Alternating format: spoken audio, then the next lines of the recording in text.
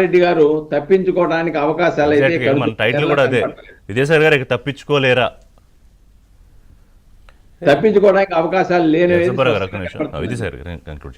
ఇప్పుడు ఈ నెయ్యి కేసులో అడ్డంగా దొరికిపోయినటువంటి కేసు నెయ్యి కేసు.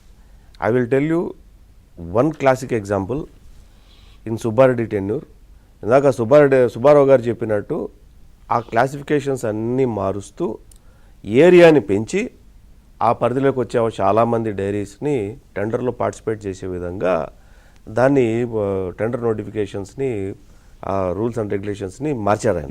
దానికి ఒక్కదానికి సమాధానం చెప్తే చాలు. ఆయన కరెక్ట్గా ఇఫ్ అట్ ఆల్ హీఈస్ ఈ కరెక్ట్ మ్యాన్, ఆయన నిజమైన కరెక్ట్ మనిషి అయితే చెప్పి బయటకు వచ్చి చెప్తున్నటువంటి మాటలని మనసులోంచి వచ్చాయి, ఇది మనసాక్షి నుంచి వచ్చాయని చెప్పడానికి అదొకదానికి సమాధానం చెప్తే చాలు.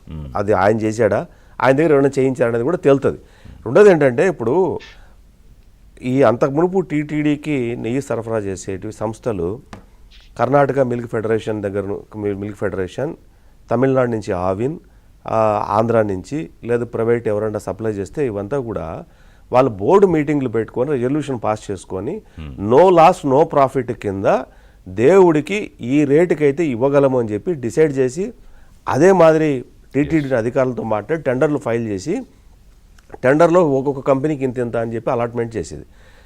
Karnataka milk federation running under by the government of Karnataka, ఆవిన్ under by the Tamil Nadu government and Andhra Pradesh government, and కొన్ని ప్రైవేటు సంస్థలు వాలంటీర్గా స్వచ్ఛందంగా మేము ఎటువంటి లాభాపేక్ష లేకుండా మేము చేస్తాము. ఇప్పుడు కాదు ఒక్క క్వశ్చన్ పొలిటికల్గా, ఇప్పుడు ఆయన రాజకీయాలు చేయొద్దు అంటున్నాడు కదా, కానీ ఇందాక సుబ్బారావు గారు చెప్పినట్టుగా రేపో మాపో ఎల్లుంటో వరుసగా సుబ్రహ్మణ్యం తర్వాత అరెస్టులు అవుతాయి.